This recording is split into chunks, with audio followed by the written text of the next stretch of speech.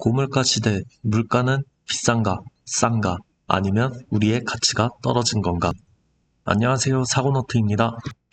오늘은 물가는 정말 비싼지 아니면 비싸게 느껴지는 건지 이걸 최저시급을 기준으로 한번 이야기해 보려고 합니다.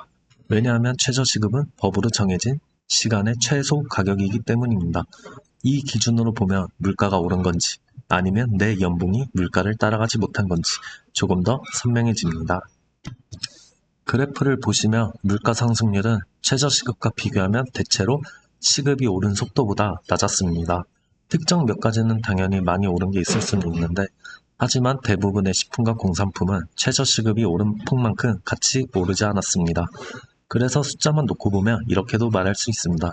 우리가 일하는 시간의 가격은 물건의 가격보다 더 빠르게 올랐다. 한마디로 내가 받는 월급으로 과거보다 더 많은 걸 살 수가 있다.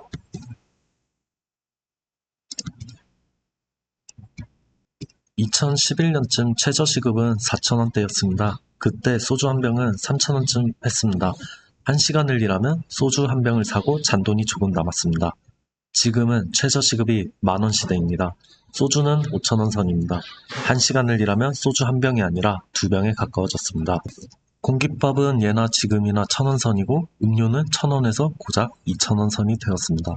시간의 가격은 2배가 넘게 올랐는데 밥 한 공기와 음료 한 병은 2배가 되지 않았습니다. 과연 물가가 비싼 걸까요? 저는 이렇게 말합니다. 최저시급 기준으로 보면 물가는 생각만큼 오르지 않았다.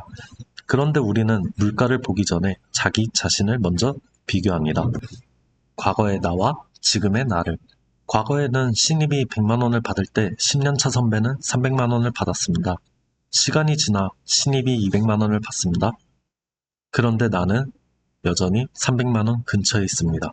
신입과 내 연봉의 차이는 생각보다 크게 차이가 나지 않게 되는 아이러니한 상황이 되는 거죠. 우린 이런 생각을 가져야 합니다. 물가가 오른 게 아니라 내 시간이 싸게 팔리고 있다는 생각.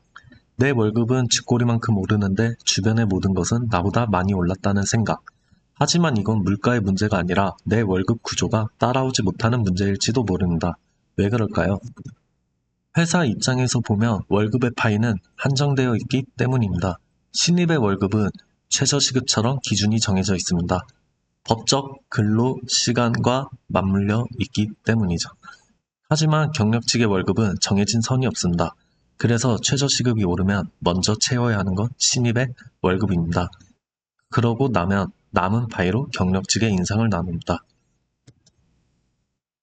이 구조에서는 신입과 경력의 간격이 쉽게 벌어지지 않습니다. 그래서 경력이 쌓여도 이런 느낌이 남습니다. 나는 더 오래 일했는데 내 시간의 값은 그만큼 올라가지 않았다. 이 구조는 회사원뿐만의 이야기가 아닙니다. 자영업도 다르지 않습니다. 최저시급이 오르면 인건비가 오르고 임대료가 오르고 재료값이 오릅니다. 그런데 내가 파는 가격은 그만큼 쉽게 못 올립니다. 1,000원을 올리는 순간 리뷰가 달리고 별점이 깎이고 비싸졌다는 말이 같이 나오기 때문입니다. 그래서 자영업자는 이렇게 버팁니다. 가격을 올리는 대신 알바를 줄이고 시간을 늘리고 재료를 줄입니다. 그런데 이렇게 해도 내 월급은 크게 늘지 않습니다. 오히려 떨어질 수도 있습니다. 회사원과 자영업은 같은 숫자를 봐도 서로의 관점이 달라지게 됩니다. 직장인 같은 경우는 예전보다 비싸졌네라고 생각을 하고 자영업자는 예전보다 팔아도 남는 게 없네. 그래서 물가는 숫자가 느끼는 게 아니라 관계로 느껴집니다. 누가 누구에게 얼마에 무엇을 파느냐, 상대방이 자연스럽게 받아들이냐, 아니면 이 관계를 못 받아들이냐.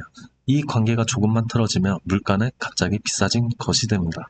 그래서 저는 이렇게 말하고 싶습니다. 최저시급이 올라서 물가가 오르는 건지, 물가가 올라서 최저시급이 오르는 건지, 어느 쪽이 먼저인지는 정답이 없습니다. 하지만 한 가지는 분명합니다. 내 가치가 오르면 사회는 그 가치를 어딘가에 가격으로 녹이려 합니다. 가격으로 녹이려 하면 그게 물가가 되는 거고 가격으로 녹이지 않게 되면 그게 구조조정이 된다고 생각합니다.